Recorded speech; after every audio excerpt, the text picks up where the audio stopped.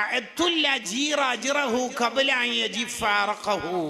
ഇമാം ഇബ്നു മാജയുടെ റിപ്പോർട്ട്. നീ ആരെ കൊണ്ട് പണിയെടുപ്പിച്ചാലും അവരുടെ വിയർപ്പ് ഉണങ്ങുന്നതിന് മുമ്പ് അതിന്റെ സാലറി കൊടുക്കണം. ഇല്ലെങ്കിൽ എന്തിനാ ഈ സ്ഥാപനമൊക്കെ നമ്മൾ നടത്തുന്നത്? ആ പാവങ്ങൾക്കും കുടുംബമില്ലേ, അവർക്ക് വേണ്ടത് കൊടുക്കണം. ഈ ഹദീസ് ആകെ നമ്മൾ ഉപയോഗിക്കല് മെയ് 1 തൊഴിലാളി ദിനത്തിന് സ്റ്റാറ്റസ് വെക്കാനാ. ആ വെക്കുന്ന ആളും സാലറി മര്യാദക്ക് കൊടുക്കൂല.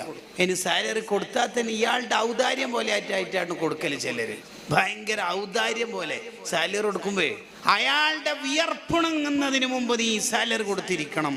ഖാലല്ലാഹു തആല, അല്ലാഹു പറയാണ്, സലാസത്തുൻ അന ഖസ്മുഹും യൗമൽ ഖിയാമ. 3 വിഭാഗത്തോട് ഞാൻ നേരിട്ട് തർക്കിക്കും. എന്റെ എതിരാളികളായിരിക്കും അവർ.